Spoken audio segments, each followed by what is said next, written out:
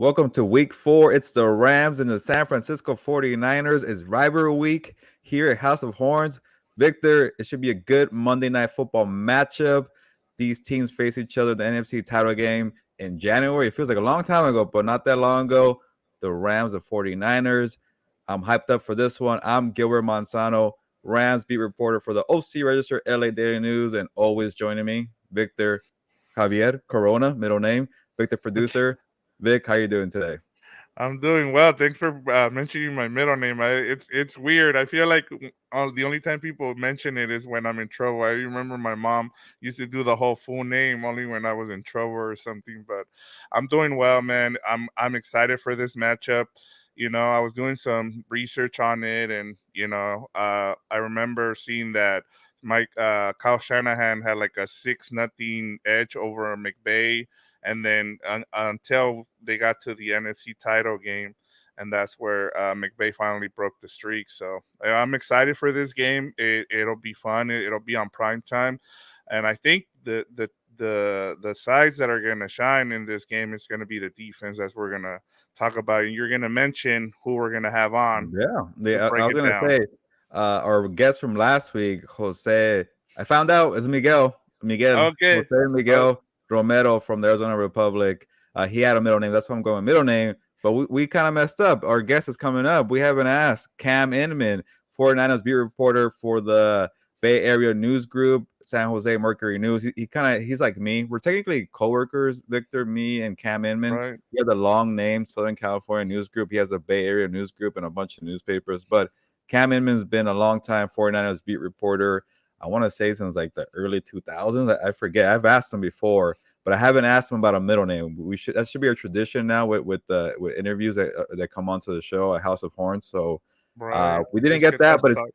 that's the next step. But it is a good interview with Cam Inman.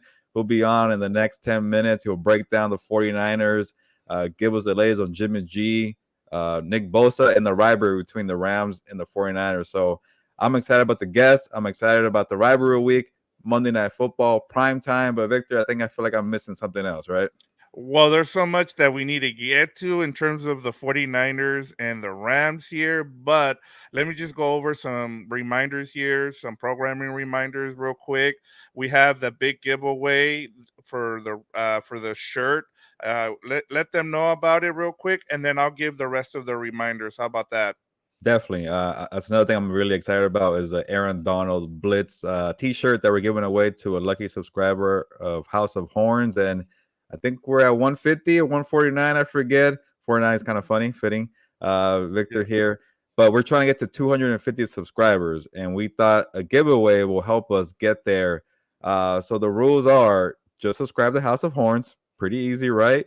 And then we'll make it a little harder. We just want you to ask us questions about the 49ers matchup. And I know that game's already coming up very quickly. So maybe you can ask us a question about next week's matchup, the Dallas Cowboys. Just find the way to interact with us in the comments. We posted a video of AaronDonald, the T-shirt, not AaronDonald, but AaronDonald. There is a video of AaronDonald, by the way, Victor, up there, in a nice green shirt from the locker room against like Arizona Cardinals. But look for the video that has our AaronDonald giveaway T-shirt and comment there. If you can't ask a question, if you're struggling with a question, just comment House of Horns, but make sure you're subscribed. So I know maybe the rules are a little difficult here, but we want to give somebody a T-shirt, and we already have somebody who had a question. So I'm going to give him a little shout out right now. I wrote down his name. Where is it? Eduardo Mendez had the question on Cam Akers. And Eduardo, if you're watching, we're going to answer your question after the Cam Inman interview. There you go. So just some, like we said, some friendly reminders. We had Compas on the beat the main show. All of us kind of participated there. We had so much fun for that show. We had a fictitious plays which I was listening to. What's up, Bulls? And they were kind of I heard they it. were kind of burying you there at the end of the show. So I think we need to make sure that we talk about that. But make sure that dropped the other day. And then you guys have combat Compas coming up soon. Do you know yet? Because I know we haven't talked about this. Victor, you haven't checked. You're the producer of the show, I of all the know, right? shows. That's terrible. That's terrible It's on up my there part. already. But I know we have 4 different shows, on this Compas Yeah, on the Beat Network. But yeah, if you're into boxing, I gave my top 5 pound for pound list there you on go. there. And then Fernando had a nice, good segment on a white rabbit in the WWE world. So if you're into pro wrestling and boxing, check out Combat Compas. But yeah, we're busy with What's Up Bolts too.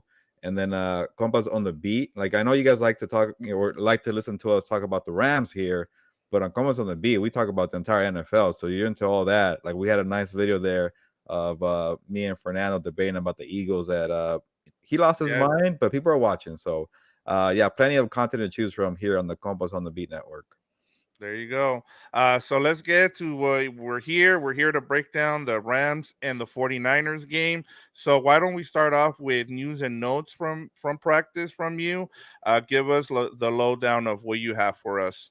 Yeah, after kind of a chaotic week, in week 3 about the injuries, it's similar. So you no surprises. Nobody came up with an injury report that you're thinking, oh man, here we go again. So it feels like the Rams finally got over that little hump of the injury bug, and it's still lingering until this week. But the one that's notable right now is Darion Kendrick, the rookie cornerback who had a nice debut a week ago. I watched back some of the highlights, man. That fourth down pass break he had was critical in the game. For a rookie to do that was big.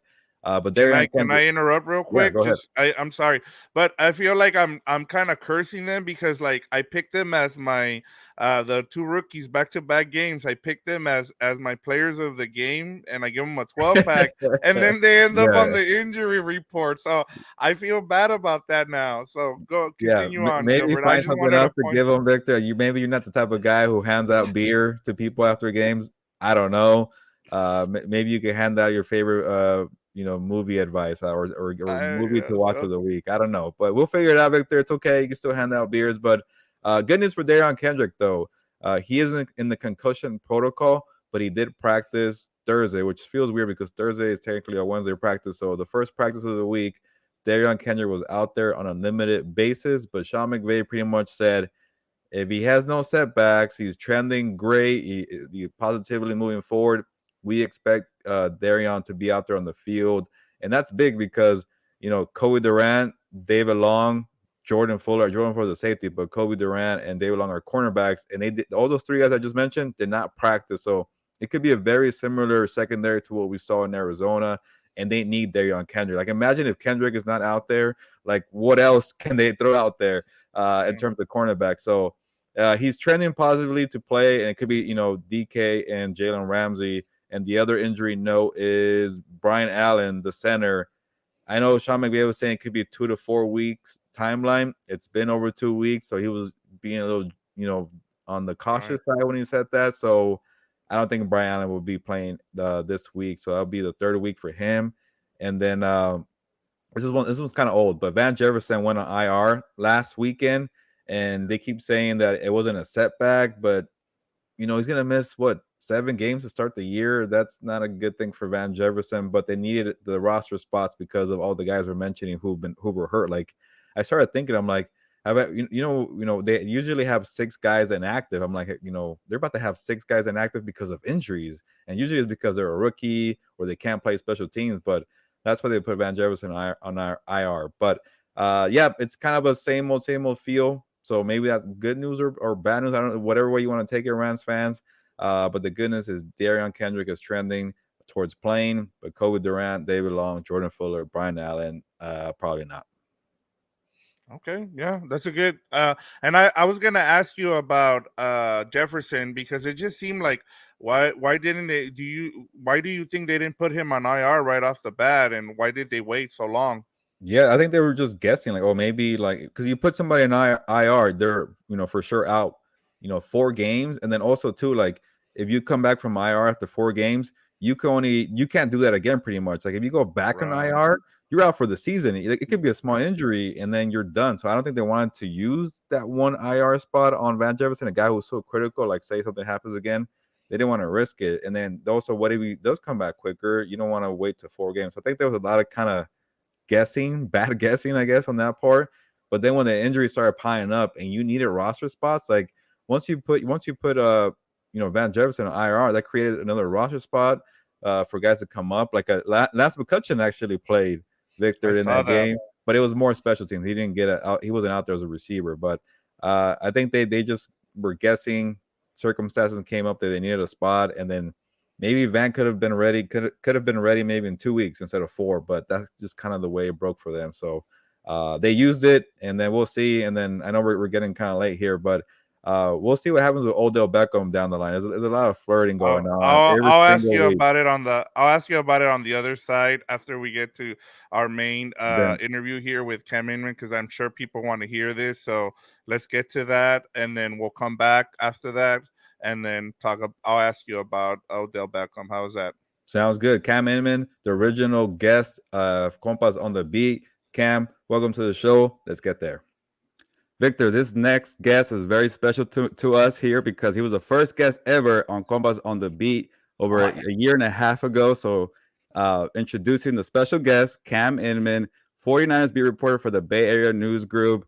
Cam, how are you doing? And also hello to all your people on Twitter, Instagram. We're doing a triple cast here. How you doing, Cam? I think I'm doing all right. I know I'm doing probably better than the 49ers. I didn't lose anything in Denver, even though we were fearing for our life a little bit when we left the stadium about midnight and there were no Ubers around. So we had to walk about 2 miles into downtown along a creek. But it was just par for the course of a really bad night for the 49ers. So they're coming into this week 4 game against the Rams, just trying to get over that. I think they've moved on past last year's NFC Championship game against the Rams. Yeah, Cam, we are on Twitter Space. So I think I'm muted. 2022 problems. I'm going to turn myself off. There we go. Sorry about that. See, look at that. I'm trying to multitask. I got us here. I'm here. Gilbert Manzano, Rams beat reporter for the Southern California News Group. Twitter Spaces. Hello. But Cam, I feel kind of bad because I didn't check in on you from Denver. You're telling me this long creek story, but I did see you answering emails about Jimmy Garoppolo. I was reading your mailbag, so that's why I knew you were okay. But so far, can we start with that, with the offense, Cam? Going from Trey Lance to Jimmy G, and I think you mentioned in the mailbag, which you should check out at the San Jose Mercury News Bay Area News Group, is that they've blown some leads. You went back to the Super Bowl against the Chiefs, the NFC title game against the Rams, and then they lost some leads to the Bears and the Broncos. It's all coming together, right. Cam. But I guess how would you describe this offense? Is it a Shanahan problem? Is it a quarterback problem? Is it a Jimmy G problem? What is it to you? I think it's all the above. Let's just start with Jimmy Garoppolo because, Kyle Shanahan's taken a lot of heat this week, but I would almost think this is more of a Jimmy Garoppolo issue in that, he's on all the highlights for stepping out of the back of the end zone, right? And it's just not a good look. Now, you could take it many layers from that and say, well, Shanahan should not have called this play, backed up to the goal line, play action pass. The offensive lineman should have blocked better. Jimmy obviously should have had better awareness as a veteran quarterback. But that's just one of the bad plays. There was a fumbled snap at midfield. There was the fourth quarter interception, where he can't do that. Just if you want to go back to the NFC Championship game against the Rams, it was like the surrender interception. Okay, that's what happened in Denver. It happened in LA in the championship game. It's happened too often. He's going to miss open receivers. He can get crucified for that. But the offense as a whole, whether it's Jimmy Garoppolo or Trey Lance, has not worked well this season. And they have some new linemen in there. But you have so many stars still in place with, George Kittle came back last week, but that didn't necessarily help matters much. But you had DeeboSamuel there, Brandon Ayuk. You've gone through a few running backs that have been injured. And now you got Trent Williams, their star left tackle. He's out for a month or so. That's not good. And Cam, before Victor asks you about the offensive line, I know you're going there, Victor, but I don't want to get too far ahead just yet. But I just want to kind of step back real quick because I think I jumped the gun on the question for the offense because I wanted to kind of check the temperature of the team because that must be kind of a mental toll to put all your eggs on Trey Lance and say Jimmy G, stick around but far away. We're going to trade you. And then you go all in with Trey Lance and then the injury happens. I'm sure, it was mentally draining for the team, I'm assuming. And then for Jimmy to do all that and say, hey, I want to come back still, give me a pay cut. I'll be ready. And he was ready. I don't know about the performances, but he was ready to go to play. Yeah. How about the mental aspect, Cam, of, from the team and from you seeing this as a reporter? From the team, a week ago, everybody was so happy Jimmy Garoppolo was there. Jimmy Garoppolo was happy. He had all the familiarity guys around there. He knew the system. Everything was great. They won a game against Seattle, which they rarely do. And now everybody's like, oh, no, now it's the same old Jimmy. You can't have it both ways. I think the 49ers kept Jimmy Garoppolo. Yes, he took the pay cut. There was no other great option out there for him to go. He set himself up where 2023, he kind of can control his own destiny, but he's going to have to play well to go where he necessarily wants at a good price. You could sense there's frustration building within him and Kyle Shanahan. And that happens after any loss. So it's hard you don't want to overreact. They've been through so many ups and downs since 2017, since they came in. I mean, there was frustration from the get-go because everybody wanted him on the field and they kept him on a bench for a month until he got in the game. And this is 2017 and he flew the ball right wherever he wanted to go. They went 5-0. Everything was great. And so he kind of channeled that after beating the Seahawks, saying, yeah, because the game plan wasn't necessarily tailored for him. I don't know what game plan that was tailored for in Denver because nothing was clicking. Their third downs, they were 0 for 9 before they finally got a third down conversion. You had turnovers. The defense was playing lights out, but they weren't getting any takeaways. And so, like, anytime we do these post-game wrap-ups and the team loses, they're going to talk about the penalties. They're going to talk about the turnover ratio. They're going to talk about their lack of plays.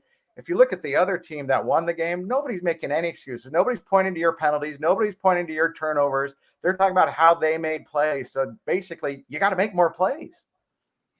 Yeah, Cam, I wanted to ask you about the offensive line. I know that, as you talked about, was there a change from going from Trey Lance to Jimmy G in terms of the offensive line? And I know you talked about Trent Williams having to miss some time now. Can you touch on like everybody has a right tackle issue in the league for some reason? So can you touch on Mcglinchey? Am I saying yes? Yeah. And Mcglinchey. Yes, and how he's been doing this year. So, they entered this season with a lot. By the way, I turned off the Twitter Spaces because I just saw that. I'm sorry. It's just okay. Anyhow, well, so Mike Mcglinchey was coming back from a really serious injury last year. He missed half the season, and the problem with Mike's career is there will be one or two plays a game where he'll mess up, and everybody will just destroy him, and it'll get in Mike's head a little bit.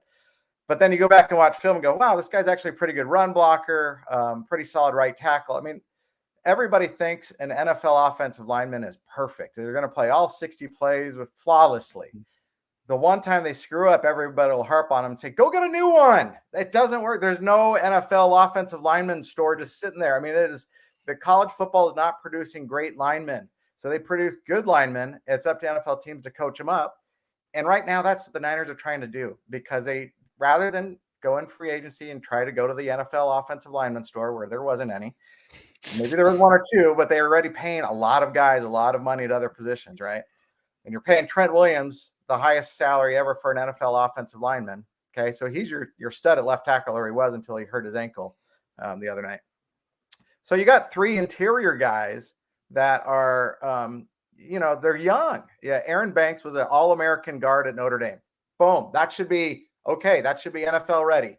He wasn't. So he wasn't playing last year. He's behind Laken Tomlinson. That's good. A lot of questions about Aaron Banks coming in the year. This is where we lose the audience because people don't really like talking about interior linemen, but it's important, right? It is. Banks has done really well this year. I guess he's pleasantly surprising. Right guard, they have Spencer Burford, a rookie out of that Texas San Antonio football powerhouse. But I like this guy. Okay. He came in and kind of surprised people as a mid-round draft pick. Was day one starter all the way through. But we'll get back to him in a second. Center, they lost Alex Mack to retirement. So they put in Jake Brendel, who's never really been a full-time starter. So one of the big screw-ups Sunday in Denver was Jimmy Garoppolo fumbled a snap. Well, that's the first thing you got to do in playing football is take a snap. So it ruined great field position. Kyle Shanahan outed the reasoning for that yesterday, saying the whole offense went on one, and Brendel didn't snap the ball until he heard two. Okay, hut, not good. So ball fumbled, center gets thrown under the bus. Great, everything's as happy as can be in Santa Clara right now. So back to Burford, the right guard. That's the position, okay, where Daniel Brunskill had owned AaronDonald. Now I say owned because 49er fans think, oh, he's Aaron Donald's daddy. Okay. If memory serves, in the NFC Championship game with a Super Bowl berth on the line, AaronDonald went right past Daniel Brunskill, was bringing Jimmy Garoppolo to the ground when he threw an interception. So, I mean, but for the most part, Brunskill played well against AaronDonald. It was like he neutralized him. Well, so did Kyle Shanahan's play calls to run the heck away from AaronDonald, right? That's what they're going to have to do this game, is make sure you're not going at AaronDonald, making sure you don't make the mistakes that are become, there's one or two coming with Jimmy Garoppolo, so you have to make other plays to offset them. Gilbert's going to ask you about all the sexy players on defense, so I just want to make sure I ask you about, and I want to make sure I say that his name right, is Talanoa Hufanga. Yeah, but yes, and I know he's getting a lot of comparisons to Troy Polamalu from Charles Woodson and others, and I just want you to touch on his story. Just give us some nuggets on him. And is he still struggling with pass coverage, or has he fixed that? That's a good question. Okay, so Talanoa Hufanga, I mean, you guys should know, USC product, Pac-12 Defensive Player of the Year. Was it still Pac-12? Was it still Big 12? Whatever it is. Anyhow. So Hufanga kind of he played so well as a rookie, they had to kind of get him on the field more and more as his rookie season was going on. And then Jaquaski Tart, the guy that dropped the interception in the NFC Championship game, he was not brought back as a free agent. So Hufanga slotted in there as strong safety immediately. He has played tremendous through 3 weeks. He has not been perfect. I mean, Chicago, they gave up 2 big pass plays where safety needs to be back there. There was miscommunication, may not have been his fault. But he's everywhere. He's all over the field. Going to the ball, he's getting in the backfield. He's doing okay in coverage. D'Amico Ryan, the defensive coordinator, said last week that Hufanga is everybody's favorite player right now because of how well he's playing, which is a lot to say when Nick Bosa is on your freaking defense and so is Fred Warner. But Hufanga's got that. He's brought a lot of energy and electricity to that defense. So at every level of this defense, you have a stud. And Hufanga's approaching that stage. He's still young, still untested. And they've got some veteran cornerbacks now in Charvarius Ward and Emmanuel Mosley to help him out. Jimmy Ward, their stud-free safety, he's out this game. This will be his 4th game he's missed on injured reserve with a hamstring injury. So Hufanga's kind of held it down back there with Tashawn Gibson, former free agent that they got off the market who didn't participate in camp, but he's looked pretty good. So did I answer your question about Hufanga? I mean, he's everywhere. Yeah. He's energy. He's great. Yes, he's getting the Troy Polamalu comparisons because of the hair, and he's actually, I mean, he says, Polamalu was his idol, his mentor, and he helped train him before the NFL. So there's a logical link there. And he's a really pleasant guy. He gave one of the most, how can I say, humble press conferences upon being drafted, just about being grateful. And I think a lot of times in this profession, people are very entitled, think they've done their work and they deserve all this. To this day, he's extremely humble and grateful, watches a lot of game film, and he attributes that to his father, Tavita. And it was kind of cool to talk to him about that at his locker last week. And it's one of those really cool NFL stories of a guy that had to work his way up. But I mean, it's still very early in his career. Cam, just curious, are we still on IG Live at least? We're on IG Live. There we go. Okay. We got a few people watching. There we go. We lost Twitter space, but we got IG Live. So thank you for sticking around. Thanks for checking in still. All right, there we go. We're back. I wonder if people are saying, hey, this audio is terrible, but I'm still watching. So we appreciate it. Better, hey, better than the visual of me. So I'd rather hear you guys anyhow. So. Well, hopefully they're enjoying this conversation. They can watch my desk. How's that? They can try to see what I have around. Yeah, you got some good credentials and a good picture over there. I like it. All that stuff, right? You can try. But I also don't appreciate, Victor calling me out. They only care about the star players. Your followers on Instagram think I only care about NickBosa, which might be true because I like watching the workout videos of NickBosa that you have on TikTok. That's where you get that's where I get the million views or whatever. That's where we gotta get the viral stuff. But hey, now that you bring it up, let's talk NickBosa, because there you go. The guy, I mean, he's getting a sack a game, right? He has 4 sacks through 3 games. I said this last Sunday night game was going to be the NickBosa game. I said this was going to be the showcase that puts him out there for the national audience to realize he should be the NFL Defensive Player of the Year. But he only got 1 sack, and Russell Wilson rallied in the 4th quarter like he always does against the 49ers. So the great thing is Nick is healthy. I mean, he is the epitome of what a pro football player machine should look like. The guy is relentless. He's always on the field. And he's going to be a problem for MatthewStafford. And I think Nick is hungry to atone for last week that they didn't finish off the game they wanted to. He's got a pretty good supporting cast around him. So it's not all on Nick, which that's going to help boost his cause. But I mean, he is, I've covered this team for over 20 years, and you just know when you see that's exactly what you want out of a football player, a Frank Gore, a Joe Staley. DeForest Buckner was like that when he first came in, and Bosa, he's there, man. This guy it's hard to take your eyes off him on the practice field in the games. It's if you just isolated him every time, you just to see, wow. A lot of problems though. The offensive linemen are get away from hold. They hold him a lot. They'll put choke holds on him underneath his neck. And Niner fans will take a screenshot of that once a week and they'll post it up there and say, it's not fair. And it's just the way it goes in the NFL. And Nick doesn't complain. Like, to Nick's credit, he will never complain about being held. Well, I got one extra NickBosa question, but more of like the overall of the, the front, the pressure of the pass rushers. And real quick, I feel like AaronDonald and NickBosa should have like their own like podcast or YouTube channel of working out fitness with the edge rushers or the interior defensive lineman, whatever. That'd be fun to watch. But overall, how about the entire kind of the defensive line, the edge rushers? Because when you attack MatthewStafford with just four guys, you don't need to blitz. And when you have NickBosa, you don't have to blitz. So it tends to go bad for MatthewStafford. And the offensive line is really shaky for the Rams. Or, like I keep telling Victor, they're down to the third string right guard. They don't have their center. So it could be a long day for Stafford. But how do you see that matchup playing out so he's not always going to CooperKupp and Allen Robinson and Tyler Higbee? I don't see why he wouldn't want to. It works. I mean, for years it's been the Rams' Achilles heels that they don't have any good offensive linemen. And, the Niners won 6 consecutive meetings against them to that NFC Championship game. So they know how to get to them, right? And kind of just diffuse it the best way they can. So, I mean, aside from Bosa, let's start on the opposite end. They have Samson Ebukam, former Los Angeles Ram, right? The guy was always good for 4.5 sacks for 3 straight seasons. And the first third down play this season, he got a sack. And it's like, okay, he's dialed in. It's a contract year for him again. He wants to get going. And then each of the last couple of games, there's a sack will slip out of his hands. He's quality. He's fast. He's not a bigger guy. But they have a really deep defensive line rotation. That's what makes them one of the best defenses in the league. I mean, Denver took bragging rights Sunday night saying they were the best because they allowed fewer points. Actually, they didn't. They allowed 10 points. The Niner defense allowed 9 plus a safety on Jimmy G. Anyhow, okay. So besides that, the other guy on the defensive line you got to look at is Devon Kinla. Is their first-round draft pick a couple years ago, had ACL surgery last year. He's come back. He is what was the term somebody used in training camp of just a mutant? It wasn't very complimentary, but that kind of, I mean, the guy's huge. Okay, he's he leaned up. He's got a mean streak to him.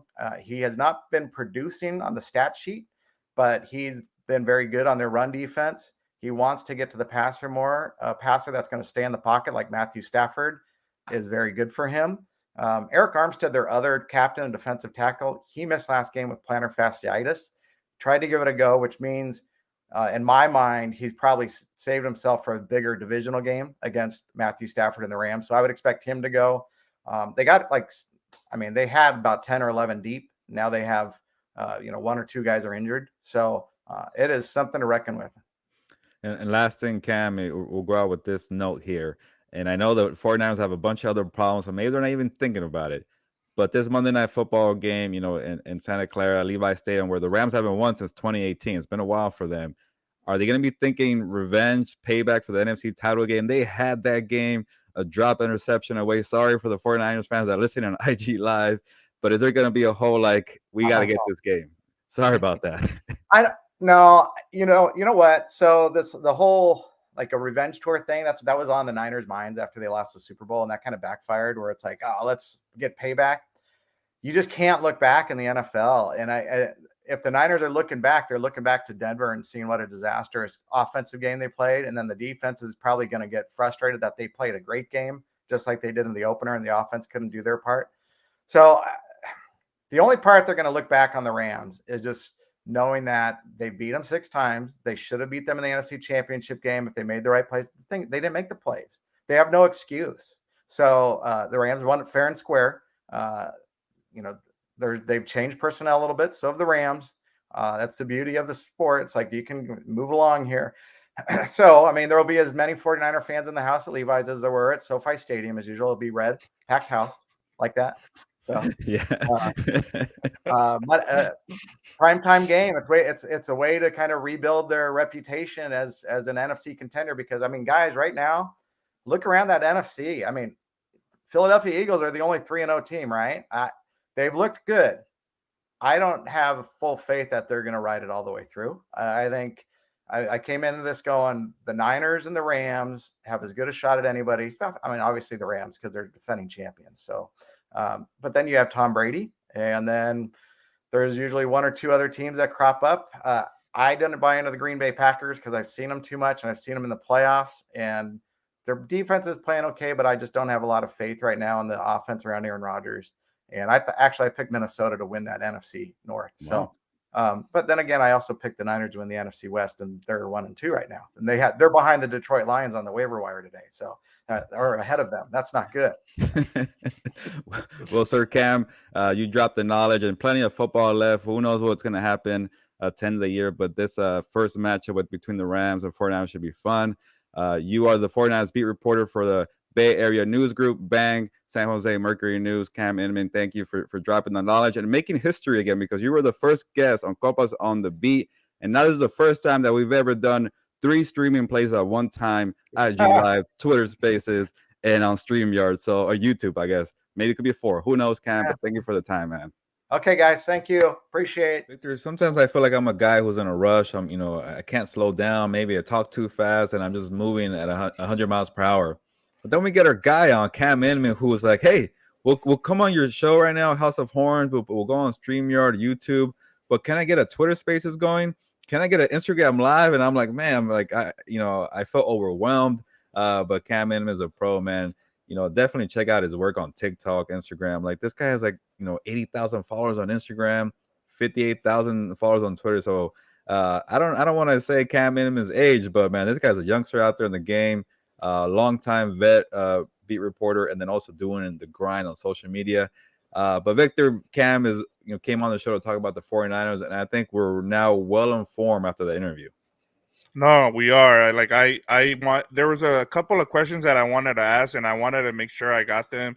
The offensive line was key for me because of everything that I saw against the Broncos, and then Talanoa Hufanga was the other guy that I wanted to make sure that I got a question from him. So, and he gave us some great answers. And the other thing I took away from this is that man is a content king. Like he knows how to get content out there, and so it was great to see him maneuver everything.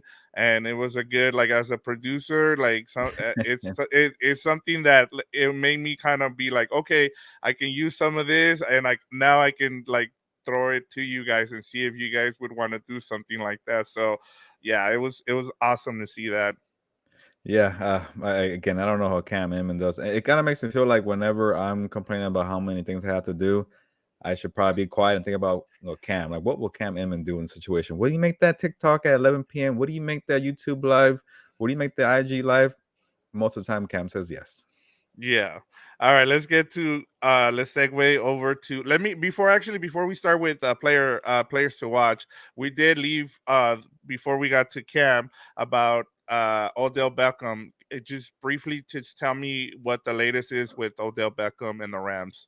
Yeah, I'm sure a lot of people are wondering what's going on with all this flirting with Odell Beckham, and that's pretty much what it is. It's not really like an update, but it's just like the more they keep talking about it, the more okay, when is this gonna get done? And I think last week JalenRamsey spoke to us on Friday, and Gary Klein from the LA Times was like, hey, last time you played in Arizona, Odell Beckham had a great game. So Jalen started talking about, yeah, Odell was great in that game. And then, but he's like, he kind of slipped it in there. By the way, Odell Beckham come back. So they want every opportunity they have to say, Odell, we love you, want you back. They're using it. But then I saw Odell responded to somebody who mentioned JalenRamsey's what he said in the podium. And he's like, yeah, I want to come back too, man, but I'm not asking for much. So that lets me know it's a money thing, and good for Odell, man. Like he's using his leverage. He's a great player, and this could be like a whole full segment, but I'll cap it here. But they really miss Odell Beckham's down the field threat. Like you don't really think about Odell as like a burner, but he just makes plays down the field, and they're missing that whole aspect because CooperKupp is great intermediate, route runner who'll get you the 10, 20 yards, but he doesn't get you the 30, 40. Same thing with Allen Robinson. It will get you the jump balls and all that, but the deep kind of plays is Odell Beckham. So I think they're waiting for him to get healthy. And they're like saying, like, hey, I know the Cowboys need people, the Packers need people, the Buccaneers are always looking for people. And they're just saying, hey, don't look that way. Be loyal to us. But that's up to the front office, Victor, for the money stuff. No, and you set me up here as a players matchup to watch because I'm gonna go first here, just going off of what you just said in terms of what they miss, and this offense looks really stagnant. They don't, they're missing, like you said, we talked about Van Jefferson. He's now on IR. They don't have Odell Beckham Jr. The other guy, Allen Robinson, isn't getting the ball, and for whatever reason, he just looks slower. Like I don't know what it is. He just doesn't look the same like he did a few years ago. Maybe the injuries have caught up to him, but they need someone right down the middle. And I think the matchup for me, it's CooperKupp against Charvarius Ward here. I think we need to see a little bit of extension and separation, I should say, from CooperKupp because we didn't see that much in the game against the Cardinals. And that's where I'm going to go with my player matchup to watch is because I want to see a little bit more separation, and maybe that gets the offense going for the Rams. And so for me, that was a player matchup that I wanted to see because I need to see a little bit more from this offense, and I think it starts with CooperKupp. What about you? Yeah, I want to just touch on what you said real quick because it's funny to me how like in training camp, and I think I already said this before, but I'm so annoyed about it.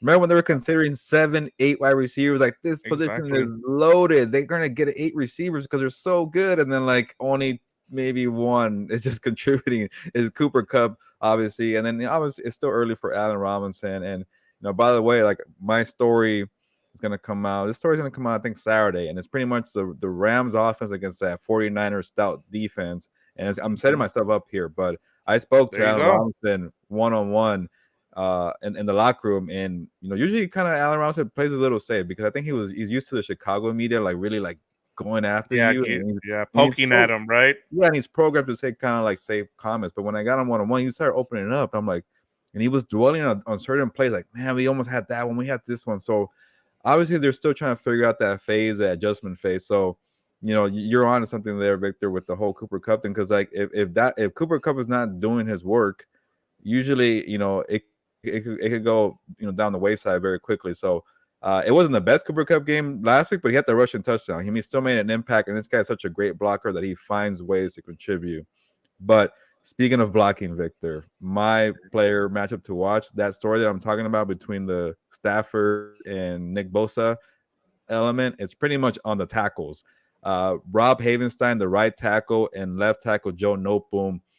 How do you deal with NickBosa? And there's Eric Armstead too, and to deal with, Victor. And with the whole injuries here, it hasn't been an issue on the offensive line the last 2 weeks because Ben Skoranek has stepped up as a fullback wide receiver. Okay, that's another guy's contributing. It's not as a receiver per se, and he got 66 receiving yards, Victor. And shout out to that guy because a lot of people, when they were dealing with the roster, camp battle stuff, like people kept saying, why is Ben Skoranek going to make the 7 or 8? Put somebody else on there. Now we know why. But Ben has been helping out with the banged up offensive line as being an extra blocker, and they're really out by CooperKupp being a great blocker too. People don't give enough credit, I feel like. Hopefully my wife is not down, Victor, because I see the little bars here. But in terms of that, when they played the Falcons, it wasn't NickBosa, Eric Armstead. It was Grady Jarrett and some guys, and so they got by. And then last week against the Cardinals, like JJ Watt, this hasn't been the real JJ Watt, and there's a reason why the Cardinals only have 1 sack going into that game because the rest of the front hasn't done much. So they've gotten by against these fronts that lack some depth. That's not gonna be a thing for the 49ers. They got a bunch of dudes, man. And when I was talking to the tackles, like I spoke to David Edwards, the left guard, and I spoke to Rob Havenstein, the right guard in the locker room, and they kept just giving me names after names. I'm like, okay, I'm gonna start looking in that film of this guy. Like they know how deep this 49ers, front is. So, and even the linebackers are great too. So yeah, that front seven, man, and which I'm gonna talk about later, like in some of our other segments. I mean that front seven. I mean there's no holes in this defense at all. Like I don't know where you attack them, but I'll get to it. But I just wanted to kind of go off of what you were saying. Yeah, they're loaded, man. And pretty much, I don't want to give away my whole story, but it is one of my matchups to watch. Like they're gonna have a long day with those guys, and especially NickBosa playing out his mind, which he usually does.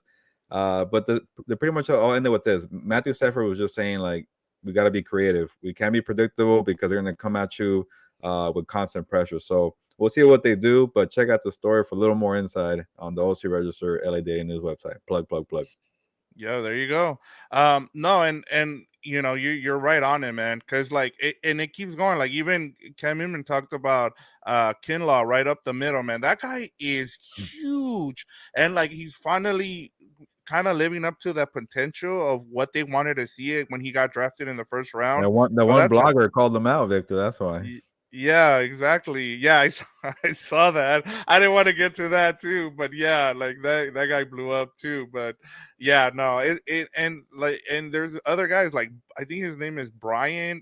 I forget his name. He had a sack against the Broncos, and they don't even blitz, man. They don't even need to blitz. That's how good they are. But let's get to our X factors for this game. Do you want to go first, or you want me to go first?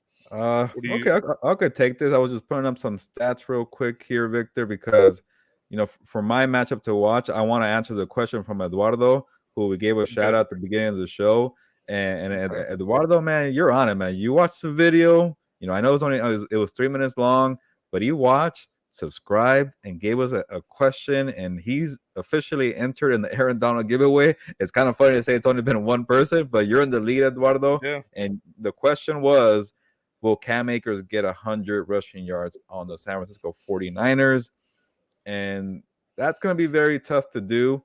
But the reason why I was looking up some stats, because, I'm not really a analytical guy, analytics numbers guy, but I do like checking Football Outsiders for DVOA because their metric is about. I was going to say, you're not in on the whole DVOA and all that stuff. No, I like that they make it simple. Like, it's like, okay, you put everything together for a category and it becomes a DVOA. I'm still not even sure what the metrics are, whatever. It's like PFF, I can't say it, Pro Football Focus. Sorry. Right. Their grades, like, even though they're not really a letter grade, they're numbers, but whatever. I don't know what they mean, but they have a reputation for telling you this is how they stand, is what they do. So I was trying to check out the Rams rushing defense DVOA, and they were fourth, which is, a little surprising because, they gave us some big yards to the Bills, but they've been very efficient about it.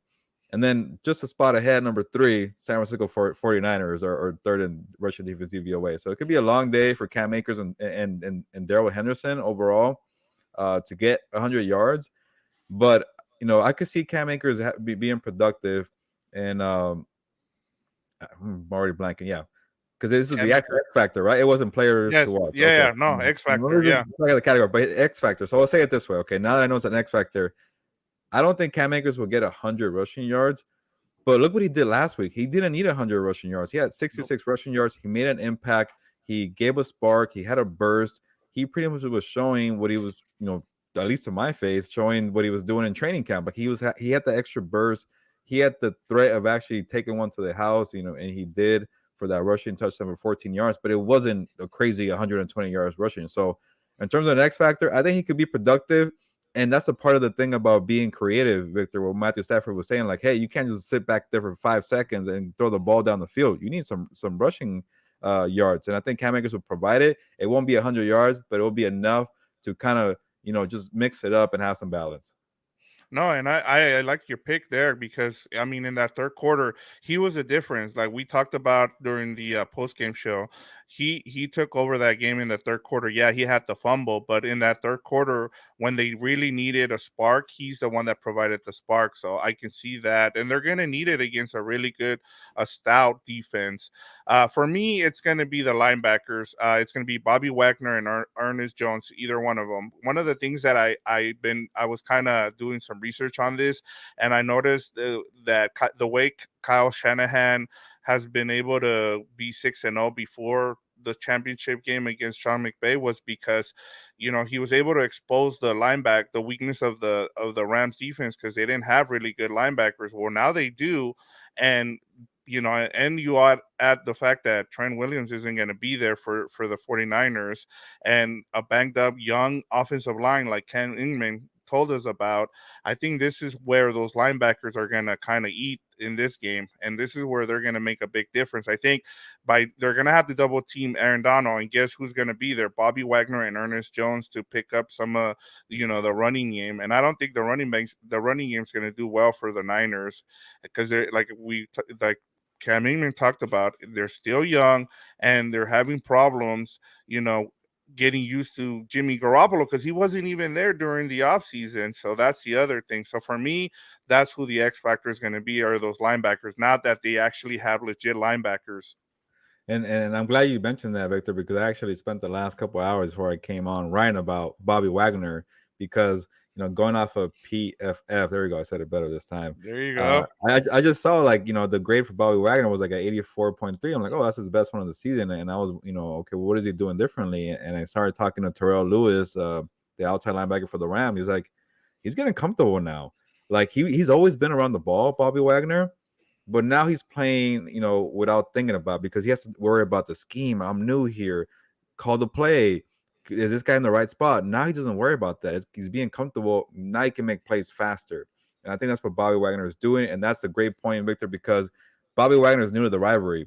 He was brought in. Like, I think Bobby Wagner wanted to join the Rams, but when he said, hey, come after me. I know you lost some money you still have money from the Von Miller missing out there. The Rams were didn't hesitate, because we could fill this void here of the Kyle Shanahan problem that we have every single year. And I think Bobby Wagner will get to show that. And that's my story coming out, which is Friday. Yeah, Friday. I'm losing days, track of the days. Friday, Bobby Wagner at the OC Register, how he's getting comfortable in this scheme and why he was brought in for these moments like Monday Night Football. I think part of the thing that's messing you up is it's on a Monday, and we're like a day behind now because of it. So it's supposed to be Wednesday today. Yeah, exactly. Yeah, I even had our mutual friend Alonzo hit me up about, hey, when are you putting out the podcast? And like, I'm used to it on Wednesday. There you go. Yeah, there you go. So yeah, let's get to keys to the game. Do you want to go first, or you want me to start that off for us? Yeah, no, I'll go quickly here on the keys to the game, because I already mentioned Terrell Lewis. I feel like get a little more pass rush going for these guys, especially Jimmy G. He's not okay. Let's be real. He doesn't have the highest ceiling. He doesn't have a lot of physical gifts, but you know what he does well? He gives his playmakers the ball where it needs to be. He gives them opportunities to make plays. DeeboSamuel, George Kittle. So put pressure on Jimmy G not to react that quickly, and because he kind of has muscle memory. He's been in this scheme for a long time. I know he struggled last week, but maybe another week he'll figure out what he used to do. So don't allow Jimmy G to give it to his players. Terrell Lewis had a nice sack last week against the Cardinals, and I was very impressed with it. And I think he had a couple more plays he kept telling me he wanted to go and get back. But if he's doing well, if you're getting pressure with AaronDonald, I know he's more interior guy, but if you get Justin Hollins to contribute more, and obviously Leonard Floyd and Takk McKinley, then that could go bode well for this defense overall. No, yeah, and I agree. I mean, that's where I think they need penetration outside of, because AaronDonald's going to open up things for you, and so where you can create some of that pressure without having a blitz with Bobby Wagner and Ernest Jones is you can use some of the guys on the outside there to be able to put some pressure on Jimmy G, because he's not going to move around like you talked about. So you want to be able to keep him inside the pocket there, and then maybe pours him into another safety. Maybe he runs out of the end zone again, or to end racism, right? yeah, exactly. But for me, this game comes down to Matthew Stafford. Like, are we gonna get the game manager that we saw against the Cardinals? I think that's gonna be the key. If we get that, because these two defenses are too good. You're not going to be able to move the ball like you're used to. You're not going to be able to push the ball against the 49ers defense. They're loaded everywhere. And so if you're able to manage this game and if he doesn't turn the ball over, you take this as a win for the Rams. And so for me, I think the key is for Stafford and to manage this game and just get through it, man. Like as long as you're not the one giving points to the 49ers, you should be good in this game, because I think the Rams defense can take care of some of that for you, and they can cause some of the turnovers. You don't want to be the one who gives the ball away. And we've seen the other thing that we've noticed is that teams aren't blitzing him like this year. He's like the lowest blitz quarterback in the league, and that's because they know that he's really good at when he gets blitzed, and so they're just like they're letting him be surveyed. Because the other thing we talked about, the whole Odell Beckham thing, they don't have dudes who can cross some of those routes and kill you. They're pretty much they're gonna give CooperKupp some of those yards inside, and that's it. They're not gonna let him beat you deep. So until you get some of those guys healthy, I think you're gonna have to win these games by letting Matthew Stafford manage games. Yeah, and the other thing too, like the offensive line is banged up, so they're not having the cleanest game. So if you get pressure with four guys, you play zone defense. That's the way they're going to attack. They're not going to blitz when they don't need to. But the key thing, Victor, here, just to go off of what you said, is like you can't do what you did last week, where you get into the red zone or goal-to-goal situation and you settle for field goals or whatever. I think they were maybe in the red zone 3 times and they didn't get a touchdown. So the one touchdown came out that maybe that was the Cam Akers one was, but when they were in goal-to-goal situation a couple times and they didn't get it. So when you're in that area, go ahead and get a touchdown instead of field goal, because you don't get many opportunities against the 49ers.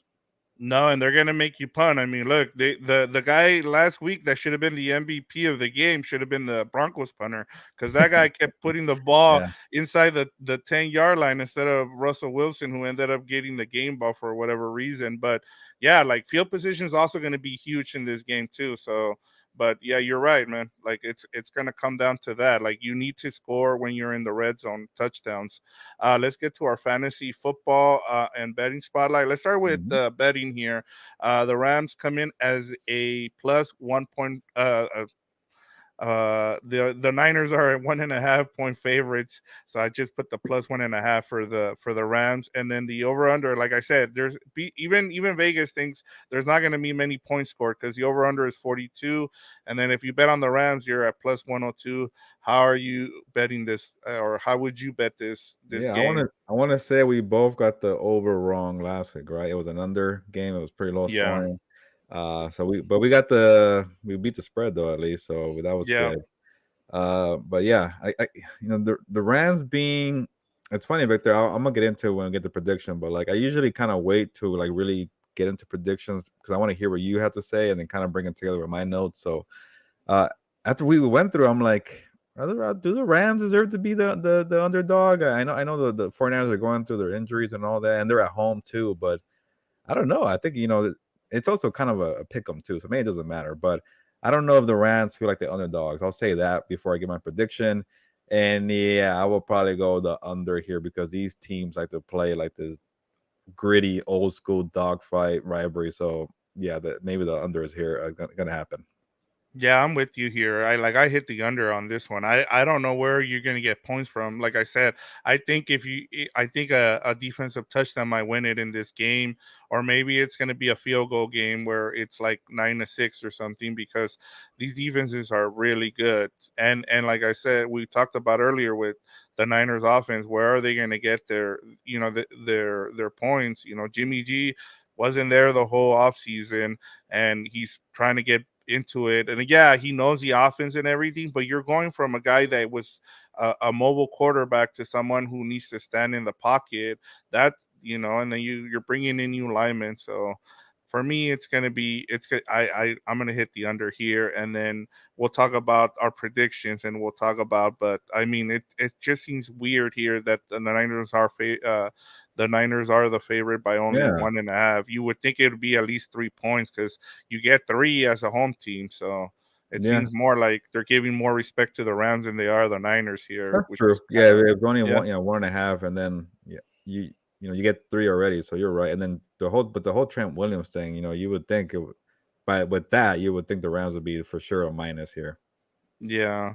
All right, let's get to our fantasy player. Do you want to go first or you want me to go first? I'll take this, and I don't know how much thought I put into it because these are always hard because you can't Yeah. pick CooperKupp, like that's too easy, and then Yeah. you try to kind of switch it up. You don't want to pick the same player 2 weeks in a row. But you know how Allen Robinson had a stinker the first week, came back and did well the second week. I will say he has that same theme, a clunker in week 3, and he'll come back and he'll have a nice performance in week 4 for Monday Night Football. Allen Robinson is new to the rivalry, man, so he's gonna be probably excited to contribute. And he's someone you can throw the ball down in the end zone, like for jump balls. I can see that, so he's a good option for me. Honestly, I'm taking the way out here. I'm taking the Rams defense. Like, Hey, hey, get your points here because you're not. This is the best way you can go if they're all available and stream. Go get them right now, which I doubt. But yeah, you're going with the Rams defense at this point because there's not that many options here. I mean, like you said, we can go CooperKupp, we can go, Cam Akers, Darrell Henderson. But for me, the easy way out here is taking the Rams defense in this situation. I like that. Yeah, let's go to game predictions. How are you seeing how do you see this game coming out? Yeah, I was kind of making fun of Sean McVay in my story today. He's like, yeah, like he refused to say like these games are all the same, like, but they feel like they're all the same. He's like, no, each game is different. I'm like, well, like they always feel like there is smash mouth football, old school, but whatever, Sean McVay. But I'm gonna keep going with that theme there. And the biggest thing we touched on, Victor, was like, the passing, for the 49ers is struggling right now. They can't get their playmakers involved. They're going from Trey Lance or Jimmy G, and it's throwing everything off. And they haven't cracked 200 yards passing in a game this year, so their air attack is not doing well. But they always do well in rushing. I think they're averaging 151 rushing yards per game. I think they were a little off last week, but with the first 2 weeks they went off. So they still have that element. But you said it, Victor, earlier in this episode. They have Bobby Wagner and they have a second-year Ernest Jones, and they don't have Trent Williams to help out with that, that rushing attack. That is where I lean with the Rams because I wanted to go 49ers. I felt like, okay, they're at their house. They've beaten the Rams 3 years in a row at Levi Stadium. It doesn't matter who's at quarterback because they just play each other tough. It doesn't matter who's on the field pretty much. So, but when you think about that, and I know the Rams are also banged up, but I feel like this defense is gonna do well. Maybe with MatthewStafford might have a problem with NickBosa. That was why I was gonna go maybe with the 49ers because the NickBosa element is probably terrifying for MatthewStafford. but Yeah. but you think about all the elements here. So I'm gonna go still old school, low scoring affair, but I'm gonna go with the Rams again, 17-14. Obviously they're underdogs, so they cover just by winning. All right. Well, we're finally gonna have our first disagreement Oh, here. here we go. I Okay. think, I think you covered it at the end there. Like I kept like as much as I wanted. Like I broke everything down. Like I did this whole episode, and one of the things I still came back to was Kyle Shanahan owns Sean McVay in the regular season, and Yep. that still and I think it doesn't change. It just for me when I looked at this he's still going to find a way to run the ball somehow, and he's going to make sure that he doesn't make the same mistake he made with Jimmy G against the Broncos, and he's going to make sure he becomes a game manager, kind of like what I talked about with Stafford. For him to be for the Rams to win the game, that was my key. I think what actually happens here is Shanahan's going to actually employ it with Jimmy G, and they're going to be able to run the ball like you talked about, and I think they're going to pull out the win. For me, I have it as a 13-10 game. It's Wow. going to be low scoring, like super low scoring. I don't see how they score. Like, I think a defensive touchdown is going to win it for the 49ers. Somewhere, some way, they're going to come up. That defense, like, I looked at 2 of the games, and they're just fast, man. They like, as soon as they cover so much ground so fast, like, it's just suffocating. You're watching it and you're like, the guy looks like he has a bunch of room, and all of a sudden it just closes, and you're just like, how the heck did they get there? And that's the kind of defense that they have. And we knew, and people have talked about this, they have a Super Bowl winning defense. The thing is, can their offense hold up? And I think, for at least for this game, they do. Like I said, 13-10 is what I'm going to go with. Yeah. But before we go, give us your final thoughts, or can you plug some of your story? Well, I just wanted to say, going off of yours, I was thinking, like, man, you think only the Rams are going to get only 10 points, but it was a couple of weeks ago they got 10 points against the Bills, and that defense is not as good as the 49ers even, and they're on the road. So it's a bold one, Victor, but I'm glad we're finally disagreeing here. I thought 17-13 was low scoring, but you got 13-10. But yeah, I wanted to lean heavily on the 49ers, but I just couldn't figure. I just don't think what I saw on offense last week, I just like, can they do it? I think the Rams can at least score more than those guys. It could be a low scoring, but again, we'll find out who. And it's a rivalry game. Yeah, so and it's a rivalry game. It doesn't matter who's at quarterback, to be honest. So you're right there, Victor. That's going to be intriguing. But overall, another good show with Cam Inman joining us to break down the 49ers. Again, we have the AaronDonald giveaway T-shirt. Check out the video for the rules there. Just comment House of Horns or give us a question, whatever. Just make sure you're subscribed. We want to get to 250 subscribers, but I pretty much plug a bunch of stories. My Monday story for the preview will be pretty much on the rivalry between Kyle Shanahan, Sean McVay. I'm sure it's been done 130 times, whatever, but I'm gonna try to find a new wrinkle to it because it's always a fun topic to talk about. Because like you mentioned, Kyle Shanahan has owned Sean McVay, but Sean McVay got the best of him in the NFC title game when it mattered. Yeah. And then also Kyle Shanahan was, pretty much his boss in Washington with his dad. So it's just a fun kind of story to revisit. I've never written the story, so I thought, okay, why not? So I know I'm rambling here, but thank you guys for watching House of Horns. If you're reading my stories on OC Register, thank you for that. If you're following my work on Twitter, and we're trying to help you guys out with giving you an AaronDonald t-shirt. But Victor, is there anything I missed here before we say goodbye?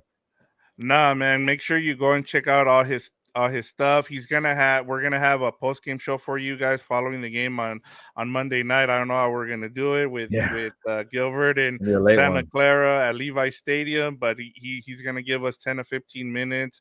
Last week he was gracious enough to give us 20 somehow, and they wanted to kick him out, but that's that story's for another day. But thank you for listening and for watching, and like Gilbert keeps saying, man, thank you, for checking out his stories, because he does put a lot of work into this, and he's there giving you guys as much content, especially those interviews. Those post-game interviews are big, and they do really well. So you lead us out of here, Gilbert.